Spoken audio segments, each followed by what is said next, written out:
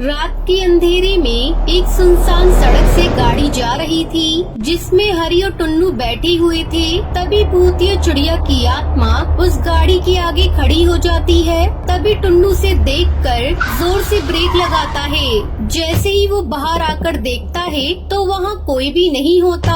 दोनों अपनी गाड़ी में वापस बैठ जाते हैं। तभी भूतिया टोनी चिड़िया की आत्मा पीछे सीट पर बैठी बोलती है, हेलो, जरा आगे तक ड्रॉप कर दोगे? मुझे अपने घर जाना है, कब्रिस्तान। चलोगे मेरे साथ? भूतिया चिड़िया की आत्मा, भागो यहाँ से। ये कार का लॉक नहीं खुल रहा है। खुलेगा भी नहीं ये दरवाजा। जब तक मैं नहीं चाहूंगी मैं तुम दोनों को मार डालूंगी। ये कहकर भूतिया टोनी चिड़िया की आत्मा उन दोनों को मार देती है और वहाँ से उड़ते हुए जंगल पहुँच जाती है। कहाँ मिलेगी वो मुझे? कहाँ मिलेगी टुनटुनी? छोड़ूंगी नहीं, मैं तुझे मार डालूंगी। मेरे धोखे की कीमत तुझे लेकर ही डूबेगी। ये मेरा वादा है तुझसे। गुस्से में भूतिया चिड़िया की आत्मा पक्षियों की जान ले लेती है और उड़ते हुए टुनटुनी को ढूंढती है। तभी उसे प्यास लगती है। वो पानी पीने के लिए कुएं के पास जाती है। तभी उसे टुनटुनी वहाँ पानी भरती हुई दिखाई देती है। ये तो टुनटुनी है। आज मैं इसे नहीं छोड़ूंगी। अच्छा हुआ मुझे यही मिल गई। अब इसे मार कर ही मैं अपनी प्यास बुझाऊंगी। उससे पहले मुझे इसके घर जाना होगा। ये बोलकर भूतिया टोनी चिड़िया की आत्मा उसका पीछा करती है और उसके घर पहुंच जाती है, जहां उसकी 3 बेटियां भूरी, पिंकी और लाडो थी। भूतिया टोनी चिड़िया की आत्मा टुनटुनी के शरीर में घुस जाती है और तोड़फोड़ करने लगती है। मम्मी, आपको क्या हुआ? ऐसे क्यों कर रही हो? अरे ये क्या? ये माँ की आंखें लाल कैसे हो गई? मैं तुम्हें जिंदा नहीं छोड़ूंगी। तुम तीनों की जान ले लूंगी। कोई नहीं बच सकता मुझसे। ये कहकर वो पिंकी पर बर्तनों को फेंक कर वार करती है, लेकिन भूरी चिड़ियों से बचा लेती है। पिंकी, तू ठीक तो है ना? तुझे लगी तो नहीं? पता नहीं, मुझे कुछ ठीक नहीं लग रहा। वो हम तीनों को मारने की धमकी क्यों दे रही है? हमें अपनी जान बचानी होगी। हमें बाहर की तरफ जाना होगा। जैसे ही तीनों घर के बाहर के दरवाजे पर पहुंचती हैं, भूतिया टोनी चिड़िया की आत्मा दरवाजे को बंद कर देती है, जिससे तीनों घर से बाहर नहीं जा पाती। वो अपनी शक्तियों से पिंकी चिड़िया को हवा में उछालने लगती है। मजा आ रहा है ना तुमको? मैं तुझे बॉल की तरह उछाल कर खेल रही हूँ। तो बता, कैसा लग रहा है तुझे? छोड़ दो, मुझे बहुत डर लग रहा है। मुझे छोड़ दो। कौन हो तुम? मेरी मम्मी तो बहुत अच्छी है। वो मुझे कभी कुछ नहीं कर सकती। तुम जरूर कोई और हो। मैं तेरी माँ नहीं हूँ। मैं भूतिया चिड़िया की आत्मा हूँ, जो तुम तीनों तेरी माँ से बदला लेने आई है। देखो, तुम जो भी हो, हमें नहीं पता तुम ऐसा क्यों कर रही हो। हम तीनों बहनें नहीं जानती, इसलिए हमें छोड़ दो। हमने तुम्हारा कुछ नहीं बिगाड़ा। तुम तीनों कितना कचर कचर करती हो। मेरा तो सर दर्द हो गया। अब मैं तुम्हें नहीं छोड़ूंगी। तभी भूतिया टोनी चिड़िया की आत्मा टुनटुनी के शरीर से बाहर निकल कर आ जाती है और टुनटुनी उसे डंडे से मारने लगती है। कौन हो तुम? क्यों मेरे बच्चे को परेशान कर रही हो? पिंकी, पूरी लाडो, बच्चों तुम जाओ यहाँ से, वरना ये तुम्हें मार डालेगी। जाओ।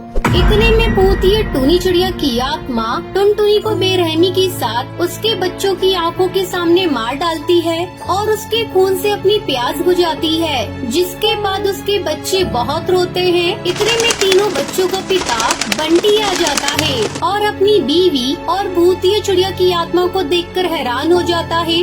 कौन हो तुम? क्यों मेरी बीवी को मार डाला तुमने? बताओ, हमने तुम्हारा क्या बिगाड़ा है? अच्छा, रुको, मैं आगे तुम्हें बताती हूँ।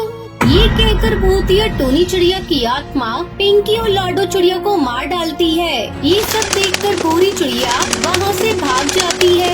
ए भूतिया चिड़िया की आत्मा, ये तूने क्या किया? मेरे बीवी बच्चों को मार डाला? बता, क्यों कर रही है तू ऐसा? अच्छा, तो तू अपने काले कर्मों को इतनी जल्दी भूल गया?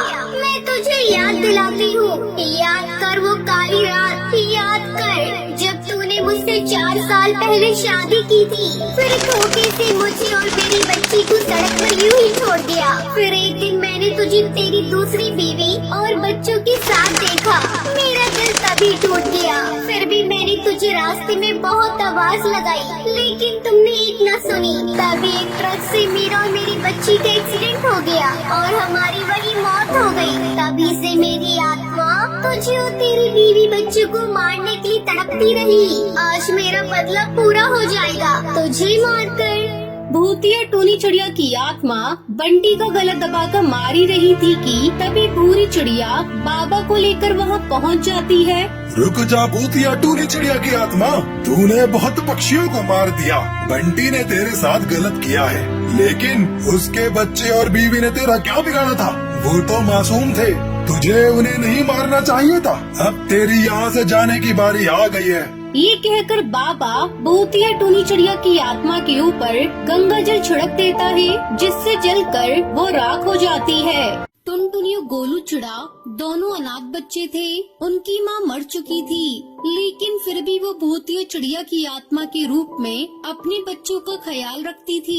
एक दिन वो अपने दोनों बच्चों को नाश्ता करा रही थी, तभी गोलू चिड़ा अपनी भूतिया चिड़िया माँ से कहता है, तुम्हारी शक्ल देखकर खाना खाने का भी मन नहीं करेगा। तुम यहाँ से चली क्यों नहीं जाती? मरने के बाद भी चैन नहीं है तुम्हें, रोज अपनी बेइज्जती करवाने आ जाती हो। अरे मेरी बच्ची, ये तुम्हारा नसीब है और मेरा नसीब है कि मैं मरने के बाद भी तुम्हारे साथ हूँ, वरना बहुत से ऐसे बच्चे हैं, उनके माँ बाप मर तो जाते हैं, लेकिन वो बच्चे अनाथ ही रह जाते हैं। तुम अनाथ होने के बाद भी अनाथ नहीं हो। मैं साई की तरह तुम्हारे आगे पीछे रहती हूँ। तुम्हें किसी भी चीज की जरूरत होती है तो मैं जरूरत को पूरा करती हूँ। भले ही मरने के बाद मेरा चेहरा, मेरा रूप, मेरा वजूद सब कुछ बदल गया हो, लेकिन मेरी ममता, प्यार वही है। मुझे तुम्हारी बातों का बिल्कुल भी बुरा नहीं लगता। अरे बुरा नहीं लगता तो बुरा लगना चाहिए ना। तुम चली जाओ यहाँ से, हमें जो भी करना है हम अपने आप ही कर लेंगे। ऐसे ही कुछ दिन बीत जाते हैं। टुनटुनियो गोलू चिड़ा भूतिया टूनी चिड़िया की आत्मा की बहुत बेइज्जती किया करते थे। ऐसे ही एक दिन टुनटुनियो गोलू दोनों ऑफिस से घर आ रहे होते हैं, तभी रास्ते में कुछ गुंडे उनका सामान छीनने की कोशिश कर रहे होते हैं। तभी वहाँ उनकी भूतिया चिड़िया माँ आ जाती है। अरे बदमाशों, तुम मेरे बच्चे को नुकसान पहुंचाना चाहते हो। मैं तुम्हें नहीं छोड़ूंगी, मार डालूंगी। ये कहकर भूतिया टूनी चिड़िया की आत्मा उन्हें मारकर वहाँ से भगा देती है। तुम यहाँ भी आ गई। तुम ये साबित करना चाहती हो ना कि हमारा तुम्हारे बिना कुछ भी नहीं हो सकता। हम लाचार हैं। और नहीं तो क्या, ये दिखाना चाहती है कि मेरे बच्चे मेरे बिना कुछ नहीं है। अगर ये ना हो तो हम तो जी ही नहीं पाएंगे। अरे नहीं मेरे बच्चों, तुम गलत समझ रही हो। ऐसा कुछ भी नहीं है। मैं बस तुम्हारी मदद करने आई थी और मेरे से बर्दाश्त नहीं होता मेरे बच्चे को कोई परेशान करे, क्योंकि तुम लोग मेरी जान हो। टुनटुनियो गोलू वहाँ से मुंह बनाकर चले जाते हैं। भूतिया टूनी चिड़िया की आत्मा को बहुत बुरा लगता है। उसकी आंखों में आंसू छलक जाते हैं, लेकिन वो अपना दर्द छुपाते हुए वहाँ से अपने बच्चों के साथ घर आती है और उनके लिए खाना बनाती है। ऐसे ही कुछ दिन बीत जाते हैं। एक दिन वो दोनों एक तांत्रिक बाबा के पास जाते हैं। बाबा, हम दोनों भूतिया टूनी चिड़िया की आत्मा से परेशान हैं। हमें उससे पीछा छुड़ाना है। कौन है वो? हमारी मरी हुई माँ जब से मरी है तब से हमें बहुत परेशान कर रखा है। आप कुछ ऐसा कर दो कि वो हमेशा हमेशा के लिए चली जाए। तुम दोनों को परेशान करती है तुम्हारी माँ?